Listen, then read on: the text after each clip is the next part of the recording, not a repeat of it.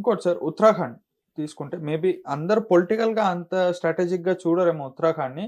But being a దేవభూమి it has its own correct. Speciality Uttarakhand and Himachal Pradesh. ఉత్తరాఖండ్‌లో sir UCC implement చేశారు. పుష్కర్ సింగ్ ధామి గారు introduce చేశారు. ఇంట్రొడ్యూస్ చేసినారు sorry. And he is very lethal person. Uttarakhand politics అసలు ఎలా చూడొచ్చు? ఎందుకంటే I think for the history of Uttarakhand Uttar Pradesh నుంచి విడిపోయిన తర్వాత కన్సిక్యూటివ్‌గా రెండోసారి పవర్‌లోకి వచ్చింది ఒక పార్టీ ఉందంటే అది BJP and that to Pushkar Singh. ఇక్కడ హిమాచల్ ప్రదేశ్లో ఎప్పుడు కేరళ లాగా ఒక పార్టీ రూల్ చేస్తే నెక్స్ట్ టైం ఇంకో పార్టీ వస్తుంది అక్కడ. కానీ ఉత్తరాఖండ్లో మీరు చెప్పినట్టు దేవభూమి ఒక ఎఫెక్ట్. ఇంకోటి ఈ యూసీసీ అనేది ఆల్రెడీ మన కంట్రీలో ఒక స్టేట్లో ఆల్రెడీ ఇంప్లిమెంట్ అయి ఉంది. అది గోవా. ఓకే, అక్కడ ఎవరు గొడవ చేయట్లేదు కదా. అవును. ఇది ఎవరు తీసుకురమ్మన్నారు? ఈ యూసీసీ సుప్రీంకోర్టు చెప్పింది.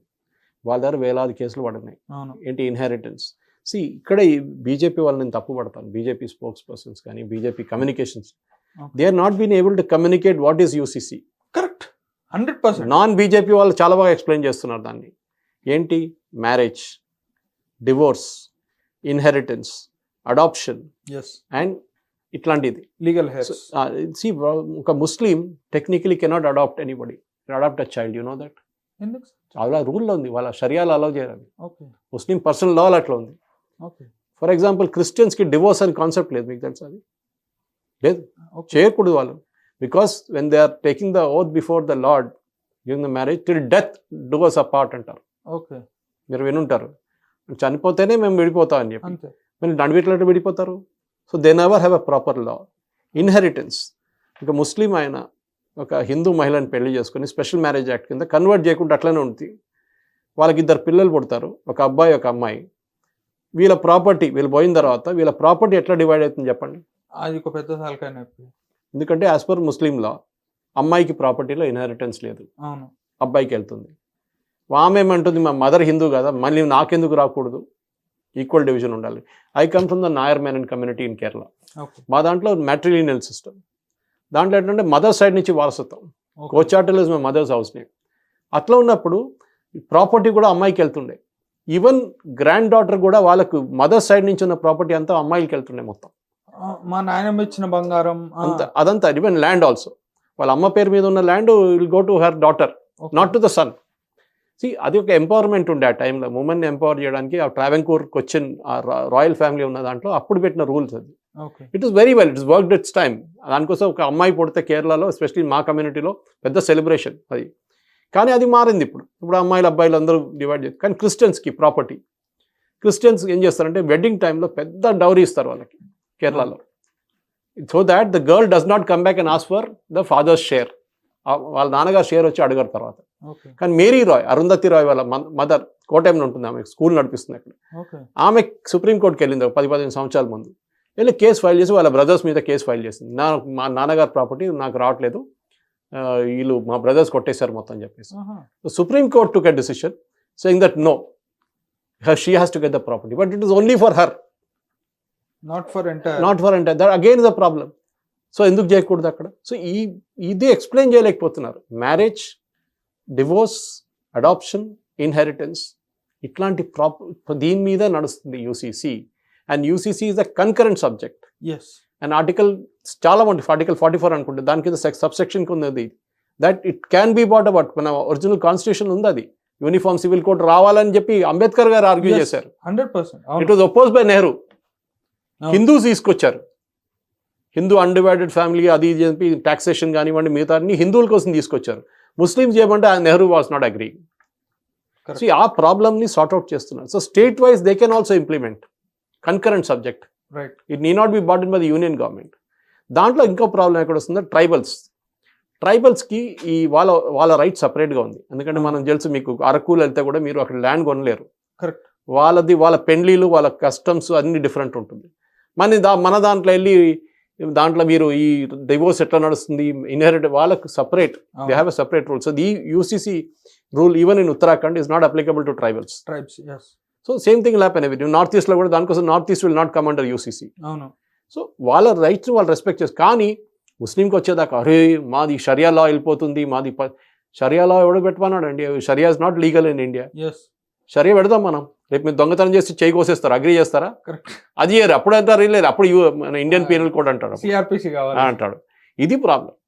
So this UCC has to be explained very well. ఎందుకంటే బీజేపీ దగ్గర ఉన్న లిస్ట్ అంతా టిక్అవుట్ అయిపోయింది మొత్తం. 370 నుంచి 35A నుంచి రామ్ జన్మభూమి నుంచి అన్ని టిక్ చేసుకుంటూ వెళ్ళిపోయారు వీళ్ళు. ఇప్పుడు సిఏ అన్నీ అయిపోయినాయి, మిగిలింది ఒకటి ఇది యూసీసీ.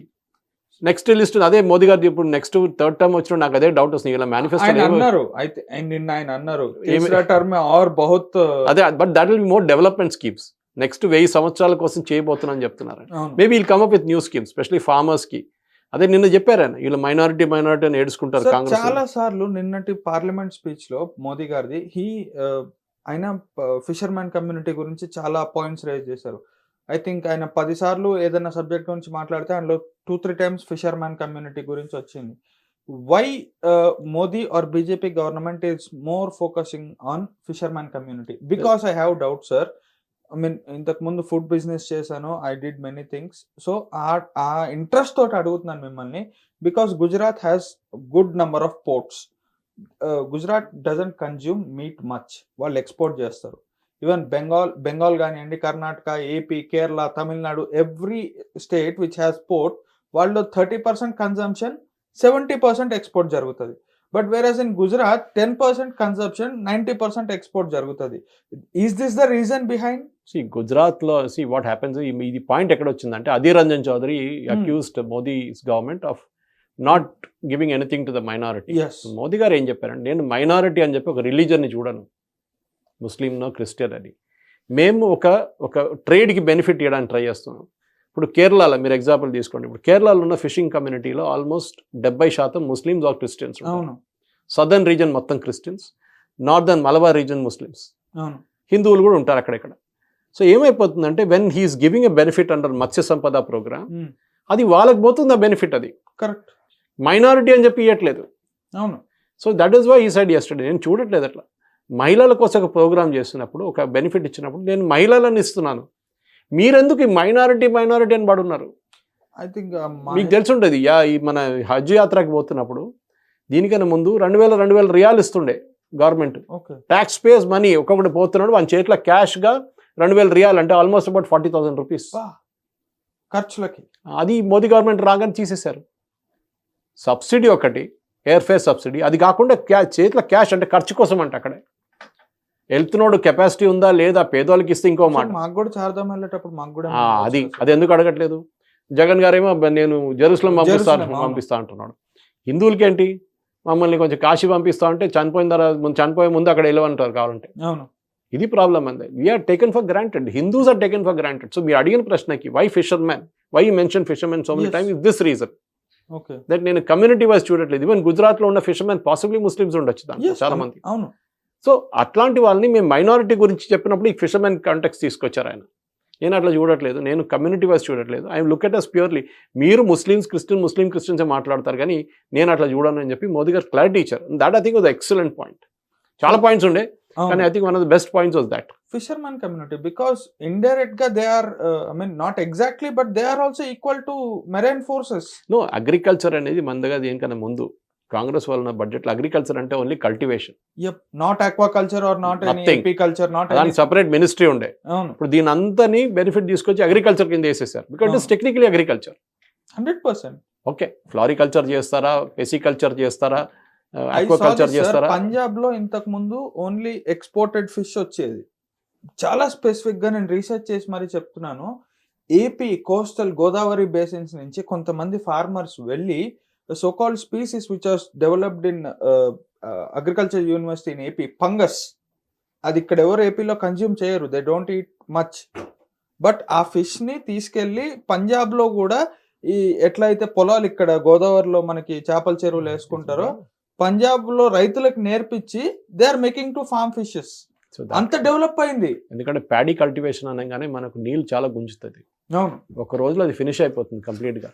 సో డెఫినెట్గా we have to see that you know ఈ స్కీమ్స్ మోదీ గారు చెప్పినట్లు స్కీమ్స్ అన్ని ఒకరోజు we have to somehow finish it, we have to ensure that development goes all around. దానికోసం అని అడిగారు, మా థర్డ్ టర్మ్ ఎట్లయినా we're taking for granted now, అది 350-70 ఉంటుంది, 400 చూసుకుందాం అని చెప్పేసి. ఆ డెవలప్మెంట్ స్కీమ్స్ కూడా అట్లనే వెళ్ళాల్సింది. So that I think Congress వాళ్ళు ఏం చేయలేకపోతున్నారు. వాళ్ళ ఫ్రస్ట్రేషన్ కనిపిస్తుంది. సోనియా గాంధీ లేరు, రాహుల్ గాంధీ లేదు, పాపం అధీర్ రంజన్ చౌదరిని పెట్టారు అక్కడ. వాళ్ళు కొంచెం లొల్లి చేశారు నిన్న మోదీ గారు మాట్లాడు, దానికన్నా ఎక్కువ వాళ్ళు చేయలేకపోయారు. Right. That is the reality.